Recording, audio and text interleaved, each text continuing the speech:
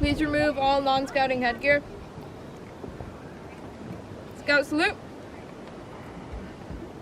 Please join me in the Pledge of Allegiance. I pledge allegiance to the flag of the United States of America and to the republic for which it stands, one nation, under God, indivisible, with liberty and justice for all. Two. Now, presenting our speaker. No. You can. I'm going to stand. Mrs. Dupras will welcome you from the Scouts. Welcome, everybody. Welcome to Camp Hiawatha, right? That's what I always say.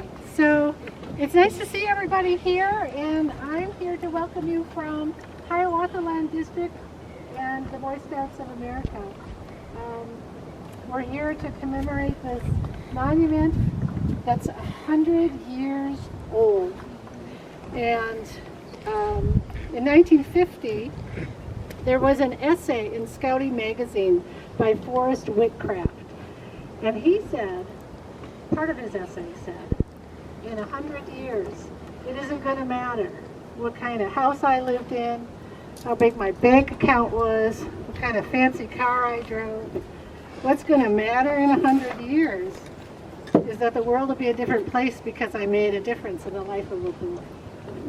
And so 100 years later, we're here to commemorate someone who made the difference in the life of a boy.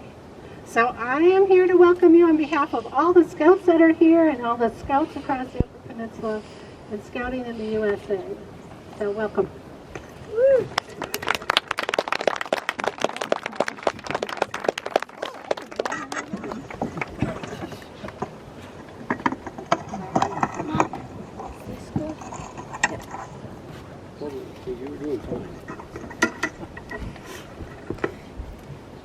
And welcome on behalf of the Marquette Regional History Center. We're happy to welcome you to the top of Sugarloaf. Y'all made it. Nice job. And for this very important commemoration. My name is Betsy Roots. I'm the museum educator at the Marquette Regional History Center. We hope you've been able to visit our museum downtown Marquette, and if not, we're open year-round, 6 days a week, with an extensive exhibit gallery, a research library. We put on community programming also year-round and invite you to join us for programs just like this, including our archaeology fair next month, October 16th from 11 to 3 at the History Center. Shaping up to be a great event. For this event today, we have been selling t-shirts. Check out the blue t-shirts if you don't have yours yet. I was just told by Dan Smith these are going to be collector's items. These are the Bart King 100-year Centennial t-shirts. So they'll be selling them again at the bottom of the mountain when we're done with this program and at the History Center gift store. Please keep track of your paper brochure on the way back down the mountain so we do not leave any litter on the mountain today. Thank you. We'd like to thank the Cub Scouts and particularly Dewey Jones, the chair of Cub Scout Pack 395 in Marquette, for participating and partnering on this event with us over the last few months. We'd also like to thank the Boy Scout leaders who volunteered to partner and are here today and brought all of you here today. Thank you very much, Barbie Dupras, a lifelong Scouter, for that wonderful welcome. And a big thank you to Troop 372 for their timeline of Scouts today, dressed in uniforms as you walked up the mountain, and for carrying and presenting the colors. I'd also like to thank the Marquette Regional History Center staff and volunteers such as Bob Mercure, Dan Smith, and many board members. Heather Addison was handing you a rock as you walked up the mountain today. A museum supporter from Virginia named Liz Paul supported this event. Her father, Stephen Paul, was very young when Bart died, but as a friend of Perry Hatch, their family maintained strong ties to Marquette and Bart King. Thank you, Mrs. Paul.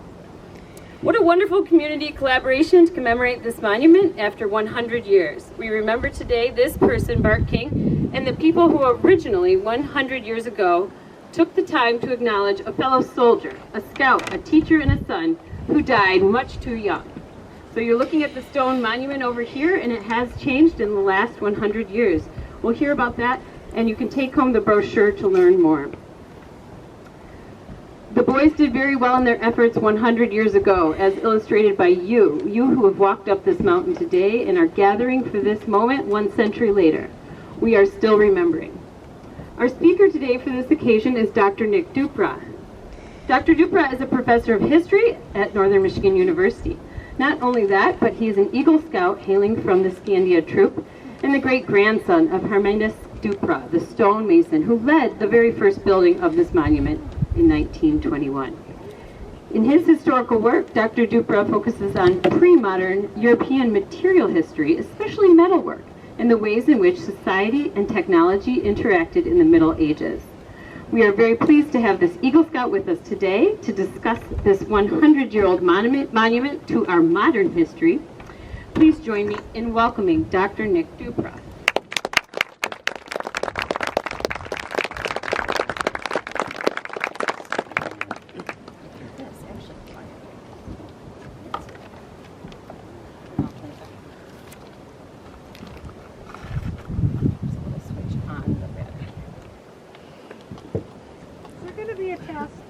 Yes, there will definitely be a test.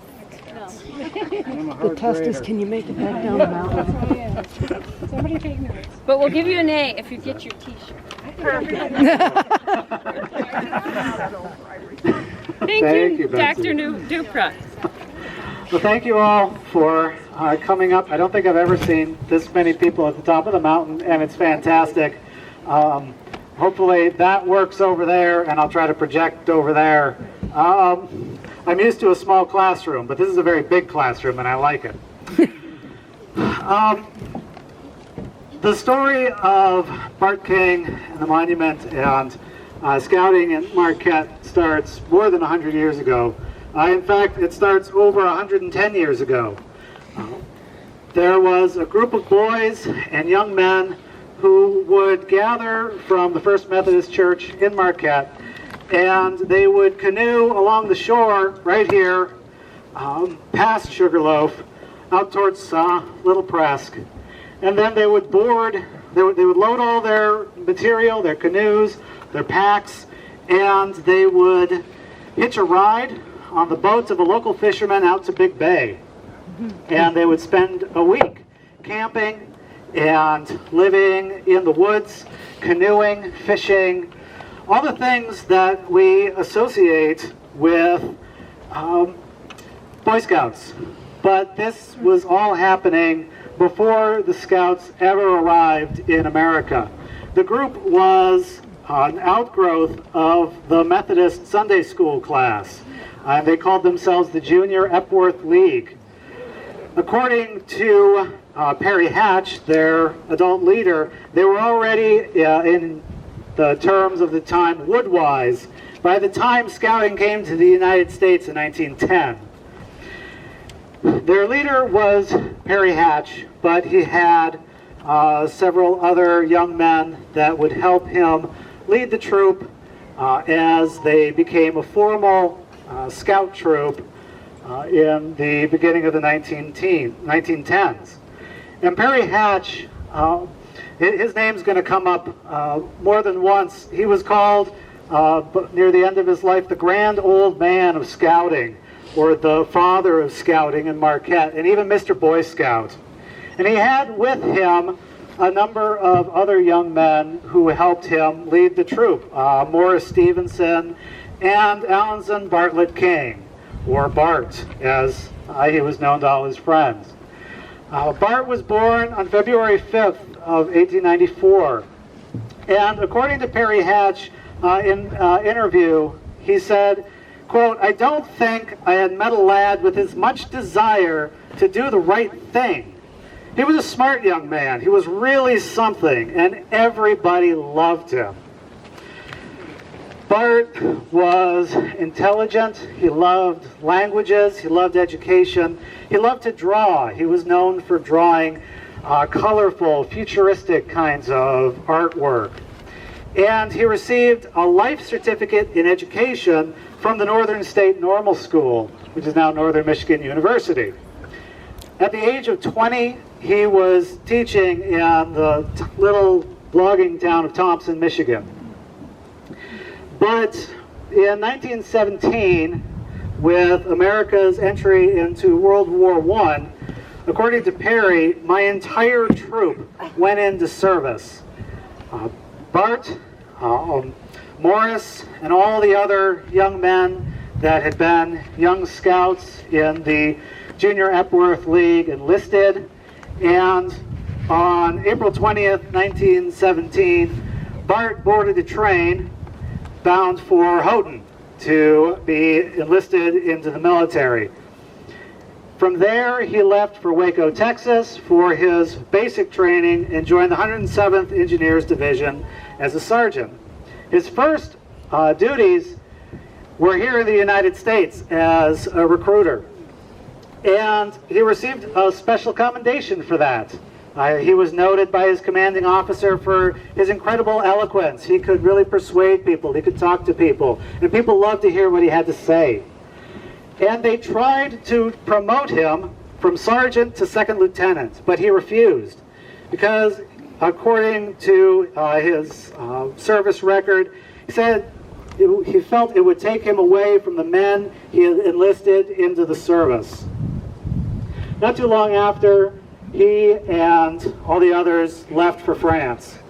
And as a member of the Corps of Engineers, Bart King was in charge of moving trucks and material from the depots behind the line to the front lines.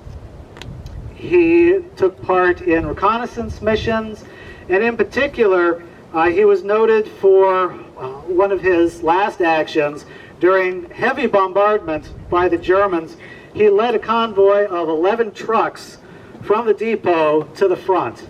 Several of them were hit by enemy fire. They broke down, but they were put under tow, and Bart King drove truck number 1 to the front line and got all 11 trucks there under heavy enemy fire.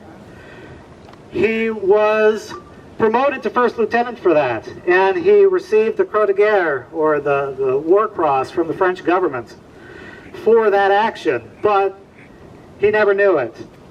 He caught pneumonia not long after and died on October 7, 1918, just over a month before the war ended. He was buried in France, and his war record was sent to his family, detailing his service, including the location of his grave in France. Fast forward a couple years. In 1921, his remains were brought back to Marquette, and in a ceremony attended by all the scouts of Marquette, including Perry Hatch, his family, and an honor guard of scouts, July 31st, 1921, Bart King was laid to rest here in Marquette. The people that were there to honor him in 1921 included all of his old scout friends. Bart King, of all those boys and young men of Troop 1, the ones that enlisted, Bart King was the only one who died in France. All the rest of them made it home. And a decision was made to build a memorial to their friend who had died as a result of his service in the First World War. And a lot of thought went into, where do we put this monument to Bart? There's a lot of places that it could have gone. It could have gone in the city, Big Bay, where they had spent so much time camping. But the decision was made to place it here on Sugarloaf. There were a number of reasons. Troop 1 camped up here a lot. Perry Hatch had a camp in the area that served as kind of a headquarters for the building project. And this was one of Bart's favorite places. There's a photo in the Regional History Center of a young Bart King and a friend sitting probably right about here. And the back of the photo is labeled Camp Laughs a Lot. So there's a lot of memories here of Bart and for Bart. And also, I don't know if this is still true, but you could see the monument in the top of Sugarloaf from his mother's house on Hewitt Street. I don't know if the trees are in the way now. So the decision was made in 1921 to build this monument, and that started in the summer of that year. A local stonemason named Harmidas Dupras, you hear the name Dupras a lot here, volunteered to lead the scouts and supervise the construction work. But it was the scouts that did most of the work. And they did it without stairs, without a trail, without platforms, and they hauled stones from the lakeshore right down here, right up the side of the mountain. And they did that by blankets. They put the rocks in blankets, in buckets, and most memorably, they would cinch their belts down, put 3 or 4 rocks down their shirts, because they needed their hands to climb the mountain. And bit by bit, they hauled all that material up. But it's not just the rocks. It was the mortar. Perry Hatch recalls that one boy, about this tall, slung a 40-pound bag of Portland cement over his shoulder and just climbed right up without stopping. They also had to haul a giant pickle barrel up here because you need water to mix the mortar, and all the water is way down there. So they put a barrel down below the top of the mountain, and Perry Hatch writes about what it was like. He said, "You should have seen our crowd in a pelting rain, holding a long canvas and running the small end into a pickle barrel. We had fun, and nothing seemed to stop that crowd." So they had to come up here during a rainstorm in order to collect the water, to mix the mortar, to build the memorial. It took the whole summer and into the fall of 1921, and when it was done, it was a stark memorial. It was just the memorial and a flagpole, but it was a beautiful testament to Bart and the scouts of Marquette. Steel cable and railing were added a little after, and this isn't exactly the same memorial that we see today. The original, and if you look at the program, you can see pictures of it, had straighter sides, looked a bit more like the Washington Monument, and it had rows of larger stones along the corners. And there's reasons why it doesn't look exactly the same. Vandalism is one. The original plaque was apparently a target for people. They would come up with their hunting rifles and take pot shots at the original plaque, and there was only one. It said Bart, and that was it.